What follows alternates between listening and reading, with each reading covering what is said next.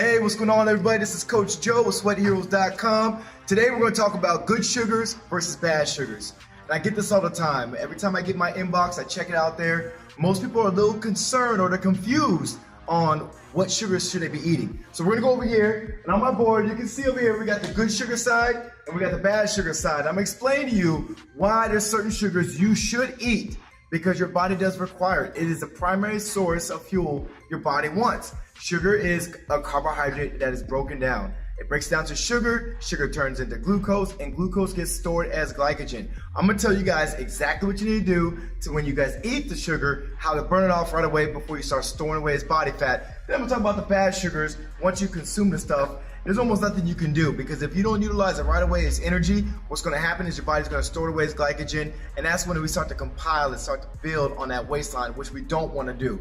So good sugars, where do they come from? Where do they derive from? You can get good sugars from fruit.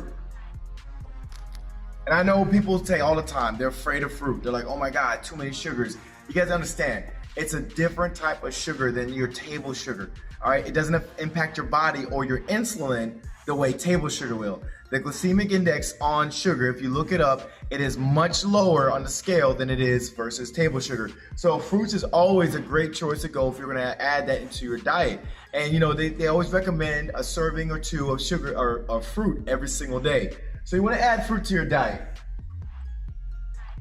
The next good thing, good sugars, comes from the food we all love to eat, veggies. They come from your veggies. You got them in your tomatoes. You got them in your sweet potatoes. You can get them in all kinds of sources of different types of vegetables. Those are sugars that your body still needs. They may be very minimal, but there is sugars within these things. So you gotta understand, this is not something you should be afraid of. When you're eating these different types of sugars here, you gotta really start thinking about, I'm eating this with a purpose. I'm eating this for fuel for my body, all right? Also, you may find some sugars and beans, and you gotta excuse my handwriting right here. But beans right there, they also have a very minimal amount of sugar that you will find in the content. And you gotta think about the fiber content that's within these that naturally occur in these different food products right there. And it does help slow down the impact on your insulin. Your body is able to digest it easier, and it gives your body time to process it without it making everything go haywire and then your insulin trying to put everything away. So these are good ones I want you guys to think about and stick with. This is my short list. I mean, I can go on and on and on, but I want you guys to just get a quick idea of what you should be eating when you get your sugar source. Now let's talk about the bad sugars. Sugars that you need to avoid, that you guys really got to start thinking about what you have in your day-to-day life. So let's talk about this. And I know cakes and pastries is the first thing that we think about, but let's think about this, and let's think about the things that we're feeding our kids, all right? Cereal, full of sugar. Cereal is one of the #1 culprits that we have our children and some adults that we are just getting obese. We're causing diabetes in ourselves and our kids because we're eating a sugar-filled cereal. And I don't care if Kellogg's or any other kind of brand is telling you that they're healthy and they're whole grain. They're throwing these words at you, and they may at one time have been a whole grain, but they're processed so much that the sugar in these products right here, it trumps everything. And it's way too much for your body to absorb and utilize for energy. You're gonna store it right away as body fat. So next time you eat a bowl of cereal, I want you to sit there and think to yourself, I'm just adding on to the body fat that I can't take off already. So you gotta think about it. Do you wanna eat something good every morning, or do you wanna feel good every morning? It's two different things. Eating something that tastes good and feeling good, they don't always go hand in hand, all right? So dump the cereal, get rid of it. Next thing we're gonna talk about. I see this all the time.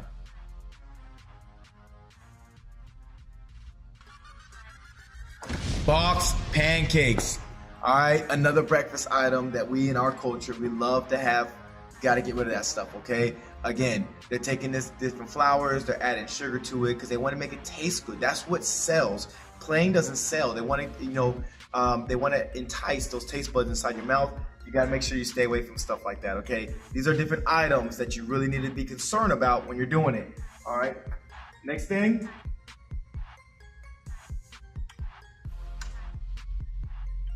Coffee. Now, coffee by itself does not have sugar, But when we go to Starbucks, when we go to different places, we get those lattes, when we get those fancy foo-foo coffees, guess what? They are piling the syrup in there that contains a ton of sugar. It's going straight to your veins, it's going through the liver, and everything's getting put away as body fat. So once again, this is stuff that's causing plaque in your arteries, which is causing blood clots. This is actually having your body store away body fat. So not only are we not enjoying what we look like on the outside, but we're not enjoying how we feel on the inside. So I want you guys to start avoiding items like this. Again, this is just another short list of bad sugars versus a short list of good sugars. But you need to start understanding the difference and implement more of these and start taking some of these out of your diet. And I promise you, you're gonna feel 100% better. For more information about nutrition, training, and getting your life back together and getting your waistline tight and getting those abs together, visit us at sweatheroes.com. I'm Coach Joe. See you guys next time.